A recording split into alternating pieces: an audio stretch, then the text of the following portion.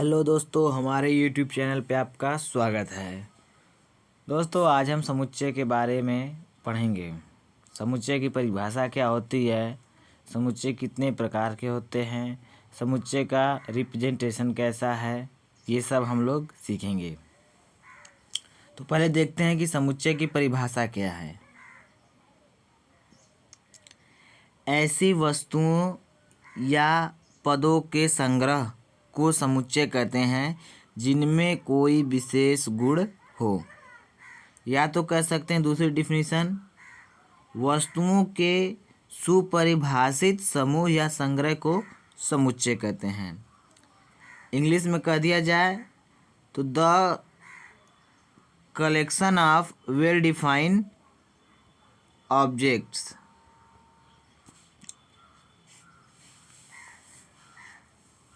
तो आप कोई भी वस्तु कोई इकट्ठा करते हो, कलेक्शन करते हो, तो उसमें कोई ना कोई विशेष गुण होना चाहिए। इसी कलेक्शन को हम क्या कहेंगे? सेट कहेंगे। कलेक्शन एक प्रकार का सेट होता है। जैसे पीरियोडिक टेबल में 4 ब्लॉक हैं, S block, P block, D block, F block. तो एस के गुण धर्म क्या हैं?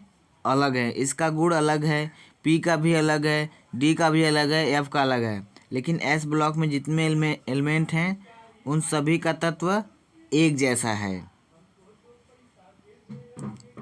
तो इसी तरह का कलेक्शन क्या कहलाता है? सेट कहलाता है। अब इसमें सेट को दर्शाते कैसे हैं?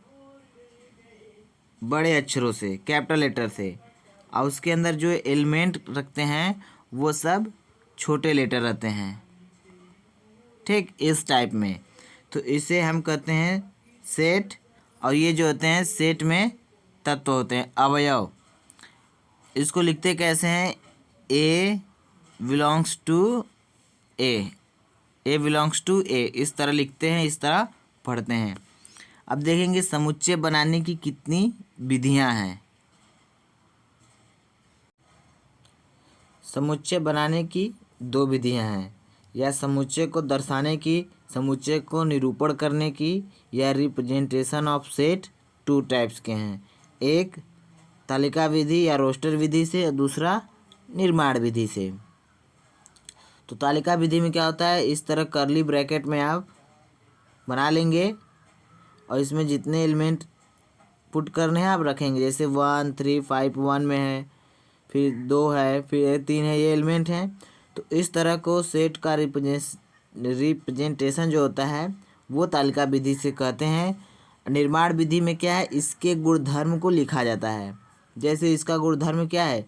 1 3 5, फिर आगे इसी तरह 7 आएगा, 9 आएगा। तो एक विषम संख्या है।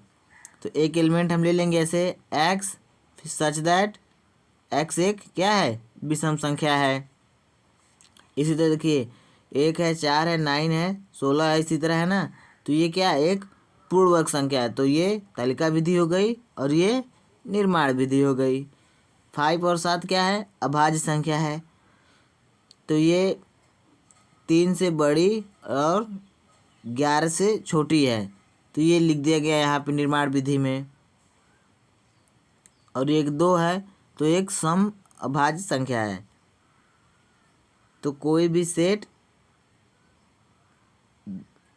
2 प्रकार से लिखा जाता है या निर्माण किया जाता है उसका, एक तालिका विधि से और एक निर्माण विधि से।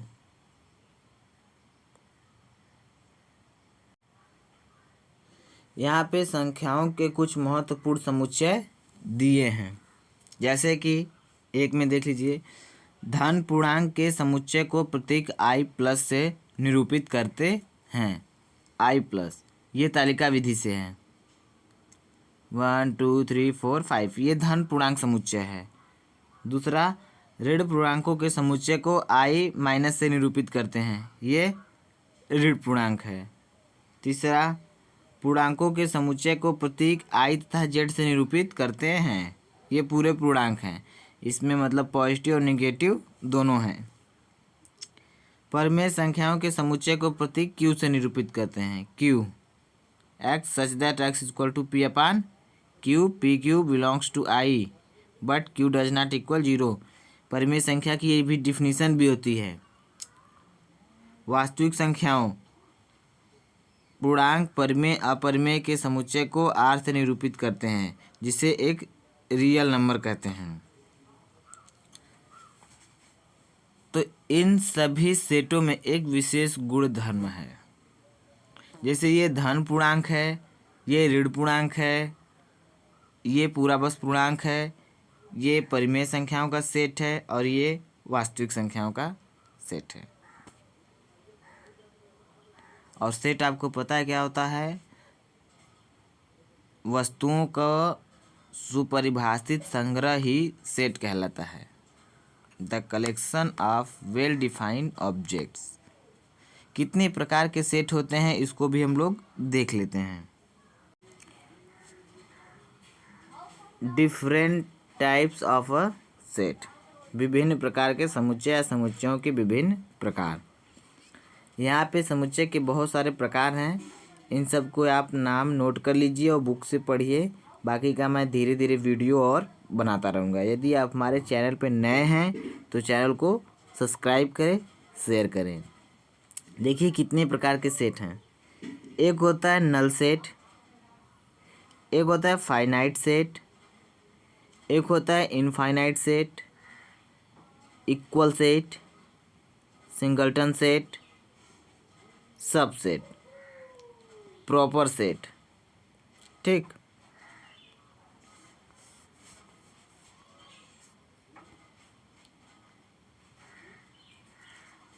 सेट ऑफ द सेट्स, समुच्चय का समुच्चय, power set, universal set, disjoint set,